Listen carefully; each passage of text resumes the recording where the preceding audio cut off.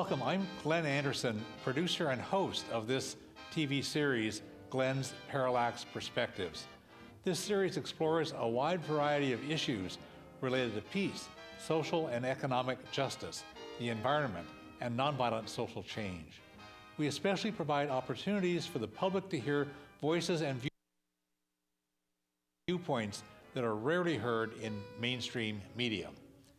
Mainstream media, politicians, and culture see the world in conventional ways. The establishment is stuck in how they see the world. In order to solve problems, we need to see things differently. This TV series, Glen's Parallax Perspectives, can help us see things differently so we can solve problems at all levels, from the local to the global. This series is called Glen's Parallax Perspectives. Here's what the word parallax means. Put one finger in front of your nose and another finger farther away. Close one eye, then open that eye and close the other. Your fingers will seem to move. This is called a parallax view. This TV series invites you to look at issues from fresh perspectives.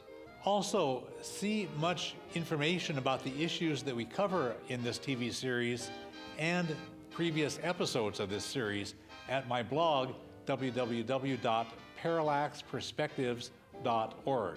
And now I invite you to watch this month's program.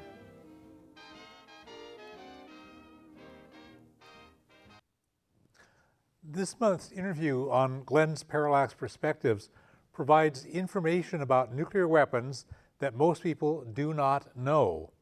When the Cold War ended 30 years ago, tensions eased, but recently the danger of nuclear war has increased again. So this hour provides some important new information. We'll report on some exciting new efforts to restrain and reduce nuclear weapons and some efforts to abolish them altogether. Three knowledgeable guests bring us up to date with information and insights and opportunities that you will find interesting and exciting.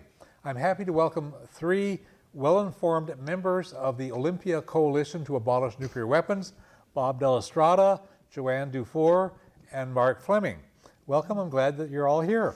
Thanks, Glenn. So all of us and our TV viewers, and many of our TV viewers, have memories of the duck and cover drills from going to school in the 1950s.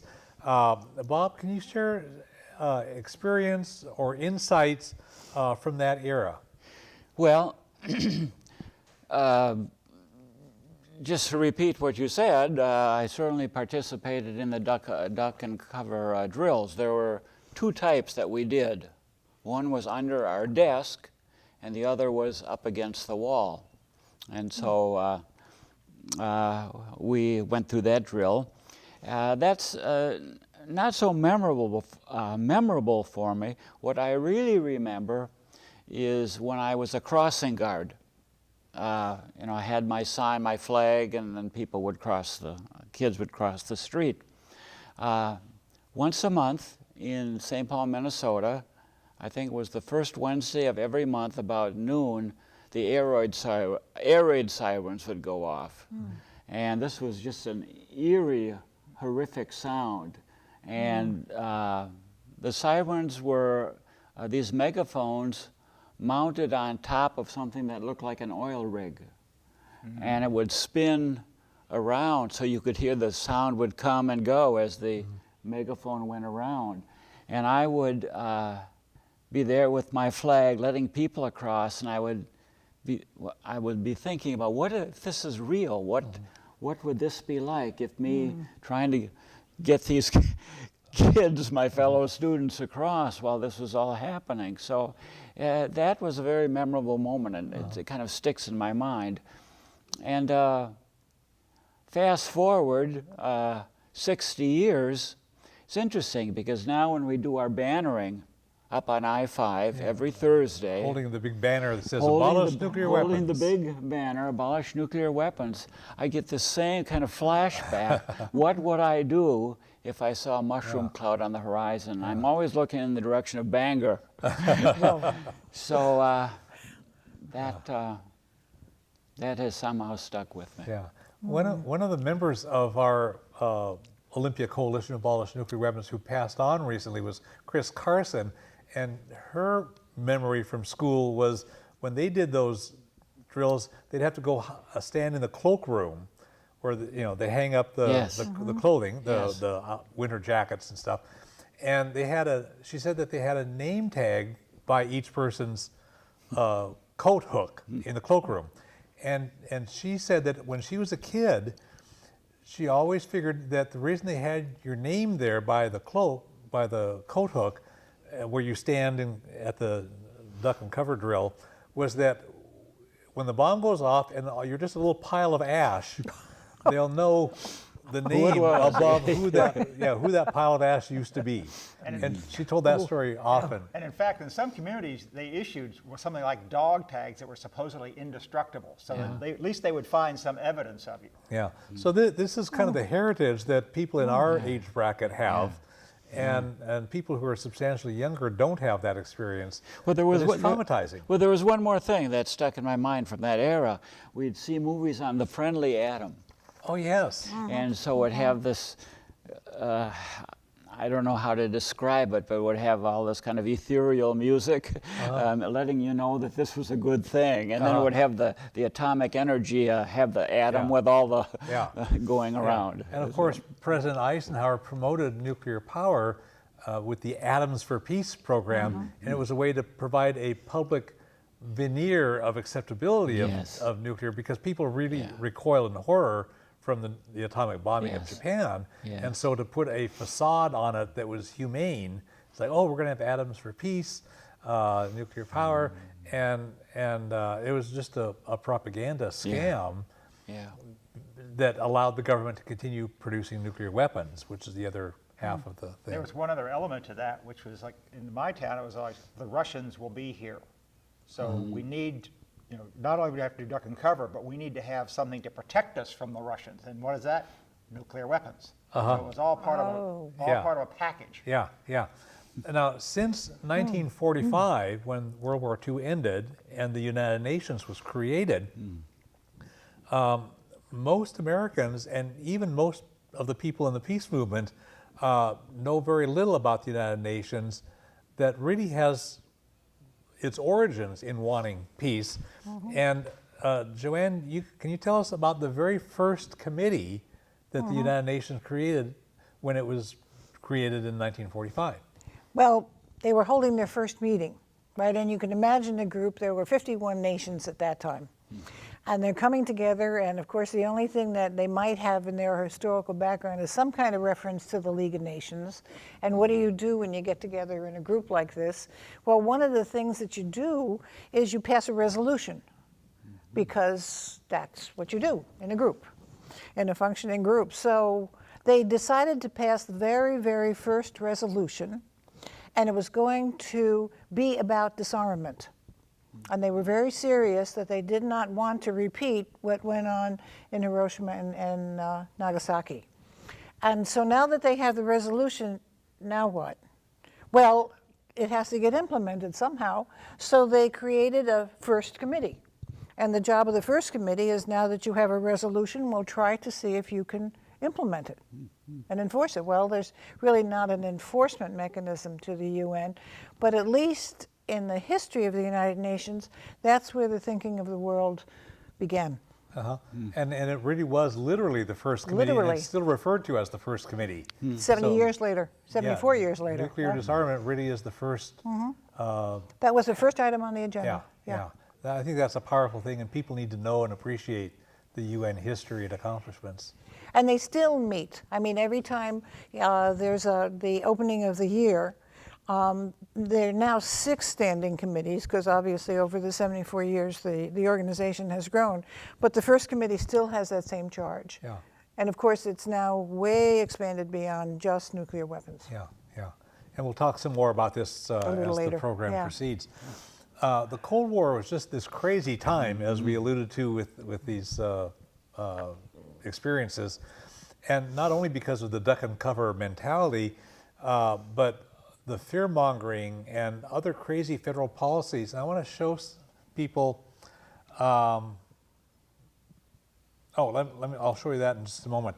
In the 1980s, when President Reagan was escalating the nuclear arms race and pretending that we can win a nuclear war and that having a nuclear war would be okay, one of his top experts said that even if a nuclear war killed 50 million Americans, that would be okay as long as we killed more than 50 million people in the Soviet Union. I mean, this is the kind of unreality that was dominating at the time.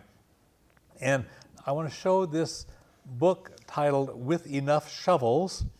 It references to President Reagan's Deputy Undersecretary of Defense for Strategic and Theater Nuclear Forces. The guy's name was T.K. Jones. And this top expert in Reagan's Pentagon said that if a nuclear war became imminent, each person should, there's a quotation, dig a hole, cover it with a couple of doors, and then throw 3 feet of dirt on top. It's the dirt that does it. If there are enough shovels to go around, everybody's going to make it, unquote. And this plan was just utterly preposterous for so many reasons, but it became the title of this book, which was alarming us about the danger of nuclear war, when you had people in the government saying, sure, this is a reasonable thing to be doing. Mark, I wonder if you could summarize some of the Cold War's nuclear issues, policies, strategies. Give us a little overview for just a couple of minutes. Well, actually, what you were just saying about Reagan's policy, this is a reasonable thing to be doing. All along, that has been the policy. Having nuclear weapons and plans to use them is a reasonable thing for a country to do. We did it in World War II. The Soviets just said, realized they were at a disadvantage, so they had their own nuclear weapons. So what we had following World War II was immediately, we were the only country with nuclear weapons, and suddenly now we have Russia. So suddenly we don't have a monopoly. And during the 50s, that continued, and we just had bigger weapons, rockets. We developed the delivery mechanism, so it just escalated. And throughout the 50s, when we had all this duck and cover and the fear of nuclear war, there really wasn't much said about that. I mean, it was just, that's how it was. You didn't start seeing that until the latter part of the decade. In the meantime, we were building massive weapons. The Russians exploded, I think, the largest thermonuclear device in 1954. So we moved from the initial weapons, which are fission weapons, to fusion weapons. Suddenly moving from the A bomb to the H bomb, right, which are hugely, exponentially different. So, so you had these very powerful weapons. And throughout the 50s, we had that. And one of the problems the Eisenhower administration had was, how do we counter a Soviet threat in Europe? Because they had all these, boots on the ground, tanks ready to go. We weren't willing to fund forces to meet them. So we said, massive retaliation. We'll just launch nukes. It's a cheaper way to go. John Foster Dulles did that. So it just kept building and building. And what finally really started tripping things off was in the early 60s, we had the Cuban Missile Crisis. We also had people concerned about atmospheric testing. We did a lot of testing in the atmosphere, putting radiation and particles, particularly strontium-90, into the atmosphere. So suddenly people started thinking, well, this isn't that reasonable. So we ended up with the Comprehensive Test Ban Treaty in 1963, a little bit, and then somewhere in the mid-60s, after the Cuban Missile Crisis, people realized, how close we came. Started thinking about what options do we have, and there was some movement toward arms control. And from that, we got Nuclear Non-Proliferation Treaty in the 1970s, the Anti-Ballistic Missile Treaty in 1972. So we started looking toward the idea that we're going to try to control this. And I think, and Richard Nixon, developed the idea, or pursued the policy of détente with the Soviets.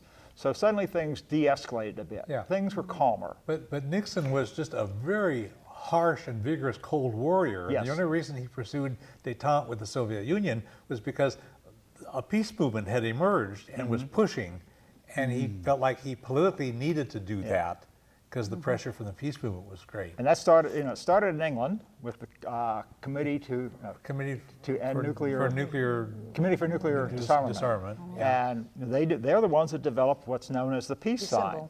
And that was from the signal flags, semaphores, standing for N, which Yeah. is up and down, and D, which is down like that. Yeah, yeah. So that morphed in, and that's where, where people started organizing and saying, this isn't right. So yeah, we pushed Nixon into those things. Right. And the thinking evolved. Bob, you have a quotation, a short quotation from General Lee Butler. So some people, even within the national security establishment, were kind of getting their heads put on straight, please. Yeah, to make So sure so I get it General right. Lee Butler, after he retired from a top position over nuclear weapons, including being Commander-in-Chief of the United States Strategic Command, he came out for abolishing nuclear weapons. Read us what he said. General Lee Butler, former Commander-in-Chief of the U.S. Strategic Command for Nuclear Forces. And he says, I quote, "We cannot at once keep sacred the miracle of our existence and hold sacrosanct the capacity to destroy it.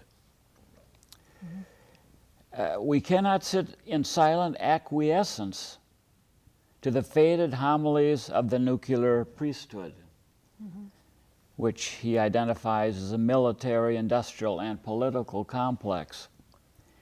It is time to reassert the primacy of individual conscience, the voice of reason, and the rightful interests of humanity." Yeah, so this is the guy who was in charge of the strategic command over all of the nuclear weapons, and after he retired, then he came out with this. Yes. And you started me off thinking about the first committee. Meantime, in the first committee, as they begin to talk about disarmament, all the major powers, those 5 major powers, those 5 veto powers, they each individually developed their own nuclear weapon. Right. And so we only have 9 countries, but the first 5 That's right. Were those top? were those top. The veto power ones. Mark, I want to follow up with you a bit. After the Cold War ended, what happened? Did the problems go away? I mean, the Cold War ended 30 years ago now, and we should have solved the problems. But what happened instead? Well, the problems didn't go away, they changed. Nuclear weapons continued, and even after the dissolution of the Soviet Union, both the United States and Russia still had missiles aimed at each other. So it didn't go away in that regard. One thing that did happen is that some of the former Soviet republics got rid of their nuclear weapons. So Kazakhstan and Ukraine in particular denuclearized. South Africa gave up their nuclear plans. So you had some movement away, but I mean, they're still there. You still have superpowers aiming at each other. You still have forces that have they have the priesthood. They're still practicing their, aiming their missiles at each other. So the threat is there. The missiles still exist. We also saw, coming out of that, or leading up to the end of the Cold War, there was a movement to reduce nuclear stockpiles. So we went from tens of thousands of nuclear warheads 80,000. down to several thousand. But the thing is, several thousand nuclear warheads are still more than enough to destroy life on this planet. Well, a number of top nuclear strategists have said, if you want to have a credible deterrent, you need like 100 or 150 or at the most. That's really all you need.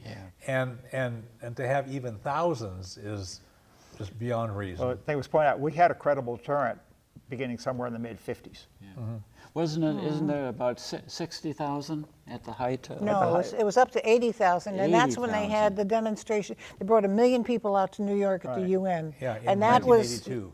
and that was such a dramatic. I mean, they weren't bringing out 1 million people at that.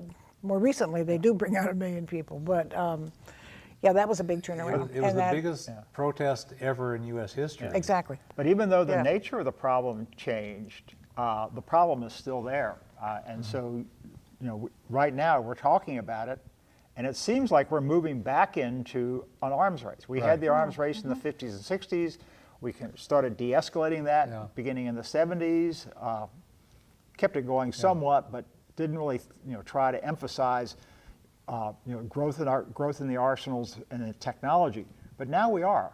Yeah. We're different. The number of weapons is way below, but we're talking about more accurate weapons. We're talking about higher yields. Yeah. We're talking about faster delivery systems. So things that make them even more dangerous Yes. are still Yeah. still occurring. And we'll talk about some of that stuff in a few minutes here. Joanne, a few minutes ago you told us about the United Nations first committee that worked on disarmament, and the United Nations also has other United Nations and other international entities have been working for disarmament, not just regarding nuclear weapons, but other kinds of weapons too. We've gotten rid of some whole categories of weapons worldwide, landmines and so forth. Most Americans don't know about that, and so that means that not only do we not know what the peace movement has accomplished, but also we don't know that there are role models for abolishing nuclear weapons, like we've abolished landmines and chemical and biological weapons and stuff. Well, that's an amazing process. I mean, before the Disarmament Committee came all these new kinds of weapons. And at the point that there was a consciousness, just like after World War I, there was a consciousness that mustard gas was just horrendous. There's no reason to have soldiers or civilians endure that kind of attack on their bodies. Inhumane. Inhumane, absolutely. Yeah.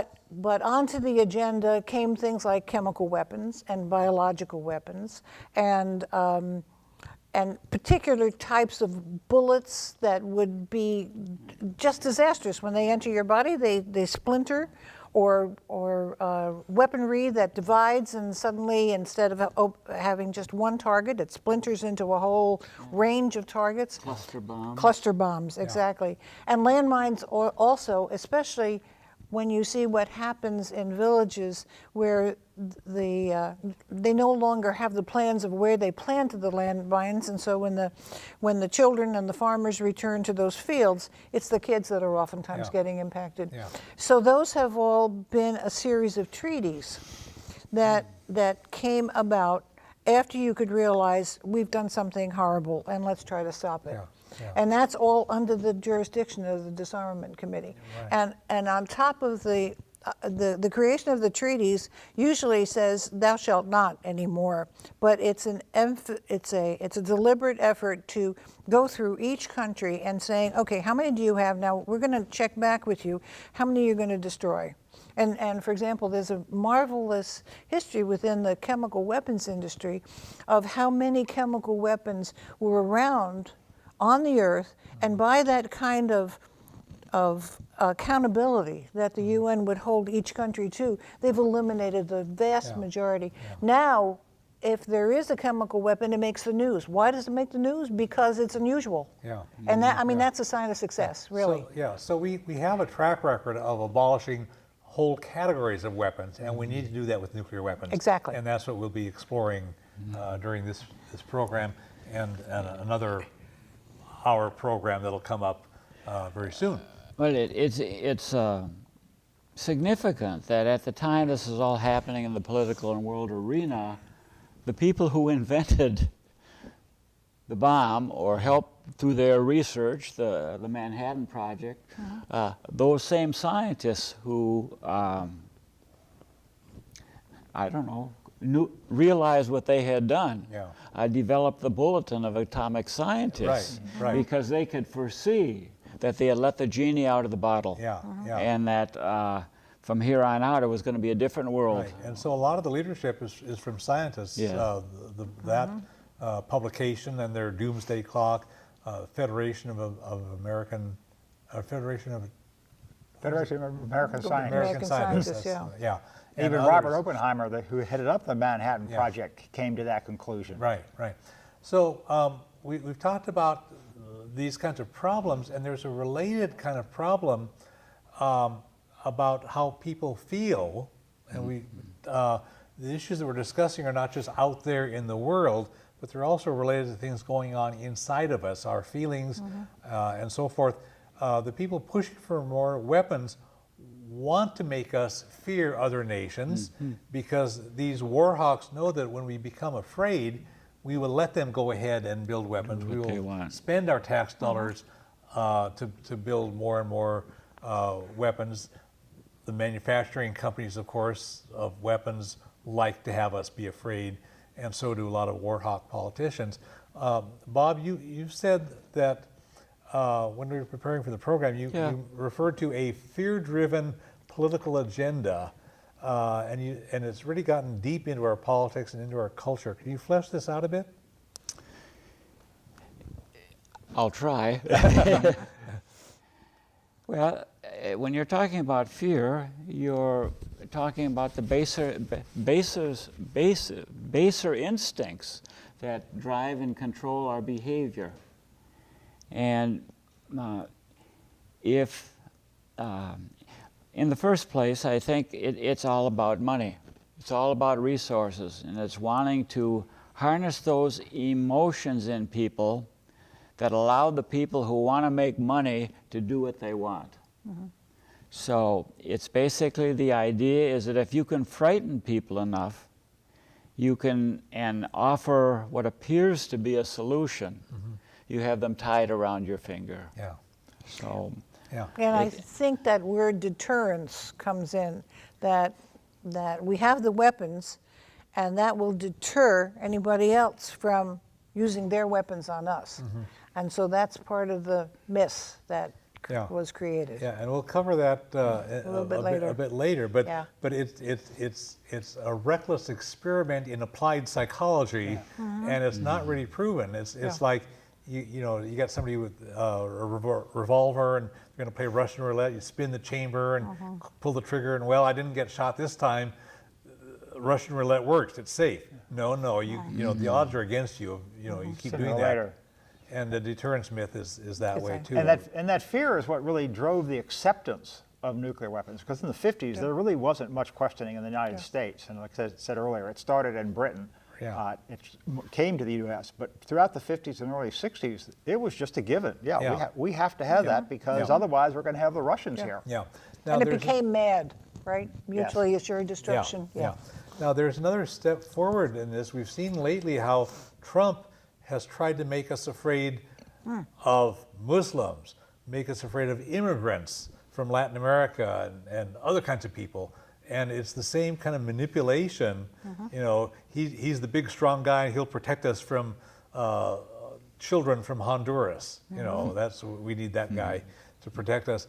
And later on, we can talk about how we can free ourselves from being overwhelmed by fear.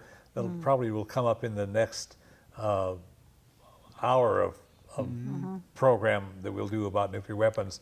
But we need to deal with those fear aspects in a problem-solving way, and how the peace movement can empower people to take positive action. So people need to stay tuned for that, and we'll do that as a This is an interesting point. During the time of the nuclear freeze, I was living in Minnesota at the time, and I went to visit my Senator Rudy Boschwitz as part of a contingent to talk to them about nuclear weapons. Well, Rudy Boschwitz was Jewish and lost much of his family in the Holocaust. And so we would ask him why so many nuclear weapons. And he quoted that often used phrase, "never again." So somehow he connected the Holocaust and the loss of his family with accumulation? With massive amounts of nuclear weapons creating safety now. Yeah. And I mean, kind of never the twain shall, they're just not the same. Yeah. But when somebody is trapped in fear, you'll do illogical thinking. That's That's the thing. It disconnects the things that are connected and reconnects in bizarre ways. But it's because of the fear and then the other manipulations. I want to bring us up to date in a couple of ways. One remedy for reducing fear is to take strong actions to reduce the dangers that make people afraid, right? So there'd be less fear if we could reduce the number of nuclear weapons so we don't have that threat hanging over us. And so the disarmament work that we're all in the peace movement, and Joanne, you have a lot of expertise with the United Nations work. Is there anything else that you could say about the ongoing work for disarmament that the UN and the International Committee for the Red Cross are doing are sort of remedies for the fear mongering because they're actually doing positive things. Well, I think the important issue is to try to educate people with the realities, and certainly the Red Cross has come out very, very strongly on behalf of the treaty. We'll talk a little bit more about a treaty to ban nuclear weapons or prohibit nuclear weapons. But you made me think as we were talking. I could remember teaching back in the 80s and resisting wanting to teach about nuclear weapons. And now that I think about it, I was fearful, and I was fearful about raising a topic and creating fear when you begin to talk about how many there were, creating fear in the students. And I was resisting that. And yet, you have to combat that resistance, because until you help people understand, it doesn't have to be this way. Yeah. There are alternatives, and I think that's the piece that we need now, again, the alternatives. And so you'll hear the Red Cross, you'll hear the Pope coming out, you'll hear the Secretary General coming out with what we see right now. And instead of being afraid of what we see, let's work to educate what's actually happening so we can bring about change again. At the same time, you have the priesthood saying there is no alternative. We must have these to protect ourselves. So they're constantly putting that fear up. Yeah. Not all the priesthood. I know the Jesuits don't I'm do talking that. about the priesthood. The Nuclear nuclear Oh, the priesthood. nuclear priesthood, okay. Yeah. So most of us here, I think 3 out of the 4 of us, maybe all 4 of us, have read the powerfully informative book, The Doomsday Machine by Daniel Ellsberg. Came out in 2017, so it's fresh and it's available in the libraries and stuff. Half a century ago, Daniel Ellsberg became famous for releasing the Pentagon Papers, and those were internal federal government documents that were actually exposing the fact, proving that the government was lying to us about the war in Vietnam.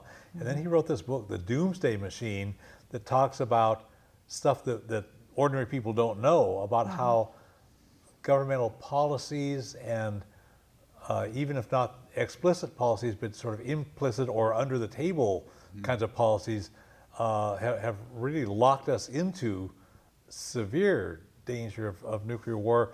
Mark, could you tell us something about what Ellsberg wrote about in his book, The Doomsday Machine? And he starts out, he's talking about, in the early 60s when he was working for the Rand Corporation, and he was doing some research on nuclear policy. One of the first things he came across was the fact that our nuclear plans just routinely assumed we would kill 600 million people. It was a huge number. And that shocked him enough to start leading him to think, well, how do we actually pull this off? What are the policies? What are the procedures? So he started looking at command and control. And what he found was, we hear about the president has a nuclear football and it goes down through the chain of command and that's how it works. Well, he found that, there's some codes in there, all these fail-safe things. Well, everybody set the code to 000 because it was a lot easier to remember. And if mine was 000, well, so was the other guy, so I could set it off by myself. So there was that kind of issue. There's also the issue, probably the most frightening one, is the level of command authority over nuclear weapons. Because again, we always hear only the president can launch a nuclear war. Well, not exactly, because he went down through the chain of command, he found that theater commanders could, under some circumstances, if the tensions were high, if communications were cut off with Washington, that commander could decide, this is where I have to launch the attack. And it goes even farther when you get down, even a bomber pilot can say, I don't have any information, tensions are high, I'm going to go. And that whole scene in Dr. Strangelove with the B-52 going, they're actually, they're just making their way in, almost unstoppable, because they said, that's our mission. Yeah. And that's the way they were trained. Yeah. There's one part in Ellsberg's book, The Doomsday Machine, where he makes reference to the Dr. Strangelove movie and says, that's not fiction, that's a documentary. Exactly. Yeah. Because he was saying that he discovered exactly those kinds of things going on, and you can have some wacko guy who goes around the bend mentally and There you go. And then I can remember they were doing these studies, and of course the enemy was Russia. But then they found out that then when they were actually planning out nuclear retaliation against Russia, somehow or other China got included in that, because China also was communist, so we're really against the communists. And he said, but we don't have any reason to be against the Chinese. But that didn't make any difference. And The actually, Chinese were included, and they were going to get bombed just because they're communists. That was the plan, and it was too difficult to have two separate plans. Exactly. So when we were locked Okay. into that, so yes, if there was some reason we should be attacking the Russians with nuclear weapons, well, the Chinese would get it too, because that's just the way it is. It was easier to plan that way. Yeah. So I mean, that's where some of the logic just gets really bizarre, because you had these just kind of dumbfounding, I guess. And that book just has case after case after case of really frightening realities that the American people don't know and were not told about. In Like fact, we're Cuba. told the opposite. And he also talked about training. They did a lot of training with this, but apparently, very often if they weren't doing it with nuclear bombs because it was too difficult to have nuclear-armed planes taking off.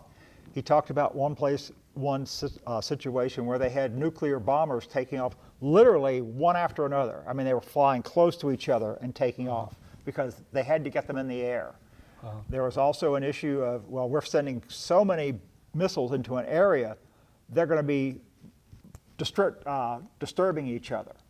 So the accuracy may not be as accurate as we planned, so the destruction will be even wider. So the idea that this is kind of like a spasm. We're throwing it out there and just exploding everything. It's significant that these were not even thermonuclear hydrogen bombs. These were your more basic fissionable material. I mean, so But it's a those game. were small compared to what is happening today. And some of those problems are still there, because very recently there was a story about the nuclear silo officers cheating on their certifications. Right, yeah. Or the commanders, acting irresponsibly. Yeah, there's Or a the lot myth of of this kind first of I use. stuff. mean, Yeah. a friend of mine, a coworker of mine, was a silo officer, and he once told me about his enlisted guys got bored sitting there. So they played quick draw, and one of them shot one of the other one. So it just goes on and on. Yeah. It's just amazing. When a new president takes office, the president's top people in the new administration revise the U.S.'s overall policies about nuclear weapons, and this is called the Nuclear Posture Review, and they deal with how nuclear weapons fit into our foreign policy, when to use them, how to use them, all those kinds of things. And Trump's Nuclear Policy Review, or a nuclear posture review, alarmed people around the world. And Mark, I wonder, can you tell us something about some of the alarming aspects of What he did, he changed, they do these about every 5 years, looking at the, what's the situation, what nuclear weapons do we need, how will we use them?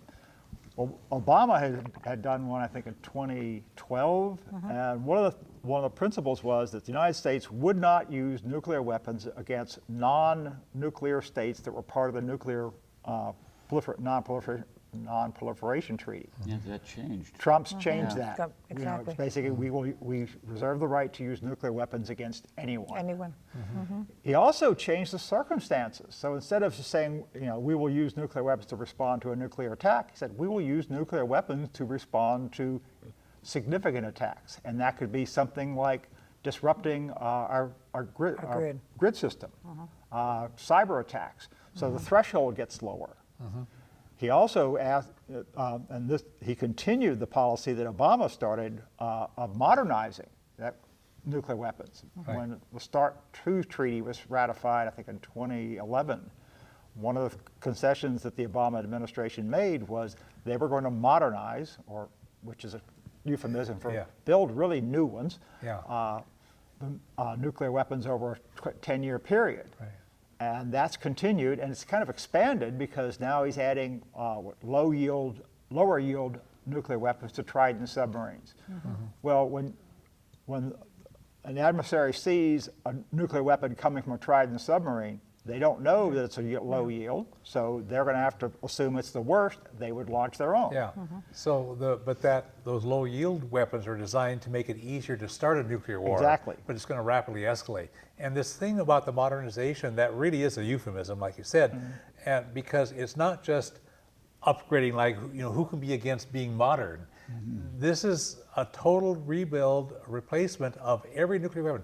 All new nuclear weapons, thousands of all new nuclear weapons, all new missiles for the land-based, all new submarines and submarine launched missiles, all new bombers. I mean, it's a total replacement of everything, and it's just phenomenally expensive. It's really going to get up close to $2 trillion. Yeah. And to pay for it, you've got to slash everything that's for civilians, slash healthcare, slash education, slash Social Security. All that stuff gets cut to pay for this stuff, or else you have to either run enormous deficits or raise taxes or something. But it's a stupid policy. And Obama let himself get Sucked into sucked that. into it yeah. because he needed to get the START treaty through the Senate, which is dominated by Republicans, and he foolishly let the Agreed. Republicans make him cave Modernize. in and decide to replace all new. So here you have a treaty, the START treaty, to reduce nuclear weapons, and it becomes a way to vastly expand nuclear weapons. And it also, it's all new weapons, so these are more accurate. New delivery systems, hypersonic Yeah. weapons that are much faster, so you have far less response time. Yeah. So again, you see a missile coming, you launch it. Yeah. So they're actually destabilizing. Yeah, and it's all new nuclear waste, and they're building the weapons plant at Oak Ridge, Tennessee, that is seismically dangerous. You're going to build lots of new nuclear weapons in this building that is architecturally obsolete. It can't really handle the stresses, and it's in an earthquake zone. And we're going to put nuclear weapons there, and it's just horrendously over budget. Yeah. It's all bullshit. And add to this artificial intelligence, trying to put that into the mix. Yeah. And taking the human element out of it. Yeah. Exactly. Letting the computer. But and one of the other pieces, one of the first, I just did some research on these low yield nukes, and there was a man in Los Alamos. He was one of the technicians in Los Alamos, and he was writing about the future. This was the year 2000. He was writing about the future in the 21st century. And he said, well, you know, it would make sense if we were to design low yield nukes and then try to work towards the elimination of nuclear weapons and upgrade our conventional weapons. But what you're saying about this nuclear posture review, there's such a buy-in to nuclear. There's a total buy-in to nuclear. And so we were just talking today about the possibility that more of the military would feel much more comfortable going in the direction, if we're going to have a weaponry, why don't we try to just use conventional weapons, just get rid of the nuclear piece. Although officially, but nobody's thinking about that. Officially, the military is thinking about that. In addition to the Officially nuclear is? posture Okay, good. review, you also have the nuclear operations plan, which is put out by the Joint Chiefs, I think just this year. And okay. it's called nuclear operations, so it's not combat, it's not war, it's operations. And it's a very detailed document that says, you know, here's how you use it. And the piece that I think really caught me is like a statement, something to the effect of nuclear weapons should be systematically included in every combat plan. In other words, you need to think about how nuclear weapons will help you achieve your mission. And the kind of things that you would do is, like, you would use it when you're being overwhelmed. So again, That's part of the NATO if plan. if your conventional weapons can't stop those people coming to you, you can fire a nuke. So suddenly it's being built in. Yeah. So that kind of plan would have caused us to use nuclear weapons in Korea, in Vietnam. Well, in they were Middle course, East, they were organized supposed a lot of time to do it. in Berlin. Afghanistan. In Berlin Yeah. after World War II. Yeah. We had childhood scenarios, the atomic cannon. I remember seeing that on the news. Yeah. So- So this really would push us into using these things. It's just outrageous. We mentioned earlier some of the myths like deterrence and the command and control and stuff. But ever since the 1940s, the government really has been deceiving the public and sometimes just outright lying about nuclear weapons. They say that these weapons protect us, but they don't. They endanger us. They deter other countries from attacking us, but actually they're provocative, the first strike weapons in particular, because we have these first strike weapons that are designed to begin a nuclear war, and the first strike policy is designed into them with such accuracy that you could launch one from Chicago and have it land inside the Rose Bowl in Pasadena. You know, it's that, and that kind of accuracy is very expensive to engineer and build. And the only reason you need to do that is if you need to hit a very precise target like a missile silo, and there's no point to hit a missile silo after that missile has been launched. So you want to hit the missile silo while that missile is still in it, which means a first nuclear strike. So our whole policy since the 60s has been designed toward starting a nuclear war and trying to just completely wipe out the other country. But haven't we said that that provokes. it's no first use, that it's not going to be us? I mean, China has publicly said their official policy is no first use. Yeah. And I thought we gave lip service to that, when in reality, we've planned for it. We've never had that as an official policy. Okay, No. okay. I think India. And that's why they're advocating Congress is advocating that we There's establish that. legislation Yeah, about That's why that. legislation to do Adam that. Smith is Exactly. Prime Yeah, sponsor. prime sponsor, yeah. But just the fact that you have nuclear weapons means you legitimize them, and that's one of the Yeah. things. Exactly. But look America at has all the taken. damage they've done. They haven't even been used since Yes. Yeah. 70 years ago. Look at all the damage they've done Yeah. to Yeah. everything. Yeah. Well, including especially all the nuclear testing waste, areas yeah. or the developing areas. The whole cycle. Yeah, Yeah, exactly. yeah, Uranium cycle. The uranium mining gives people cancers and other diseases. Hanford, downwinders, people downwind from Hanford got deliberately exposed by The nuclear. tribes in the Spokane area Yeah. are endangered because Yeah. of Native the- American, Native various American. Native American communities had uranium mining on their land, and that poisoned all sorts of people. In the Navajo Nation, people saw all this dirt and fill, they took it and used it in their homes. Yeah. Yeah. And introduced that radiation, so. Yeah. it Well, contaminated we the were home. testing weapons in the Marshall Islands, and when we tested 67 weapons, Yeah. 67 times we dropped we Yeah. dropped nuclear bombs. Yeah. And there's still the legacy of those folks who lived through that and are still suffering. Yeah. Now, people think that we used the atomic bombs only twice in Japan in 1945. We've been using them continuously, and I wonder, Mark, if you can explain this concept about how the United States has been continuously using nuclear weapons since Because you don't have to 1945. set them off to use them. The fact that you have them constitutes a threat. And you have them, and it's always in the background. If you don't do what we want, then we can use them. And that's always being, another country has to think about that.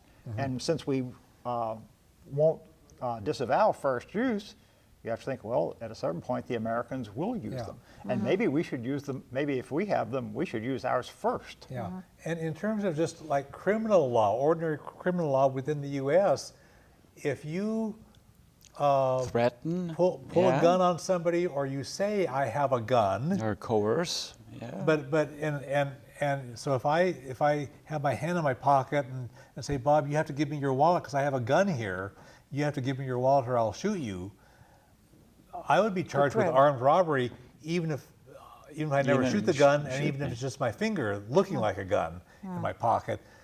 That's armed robbery in criminal law.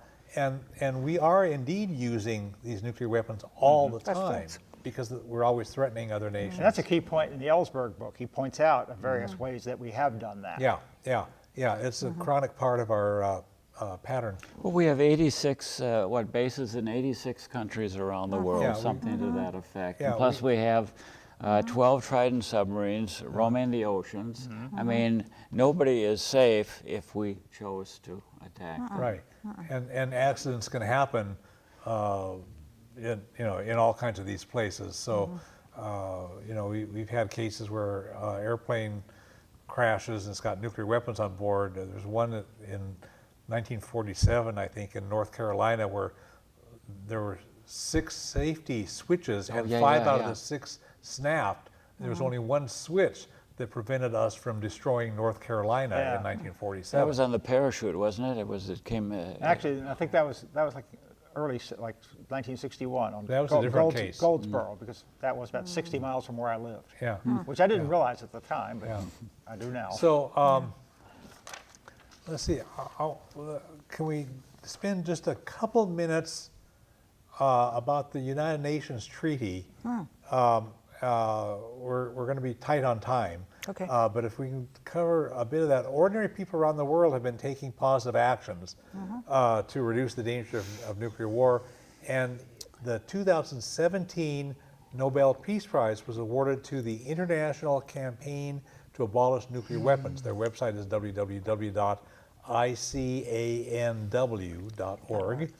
And ICAN was a major organizing force that caused the United Nations General Assembly to overwhelmingly, in July 2017, pass the UN Treaty on the Prohibition of Nuclear War, nuclear weapons. And can you tell us about the origin of this?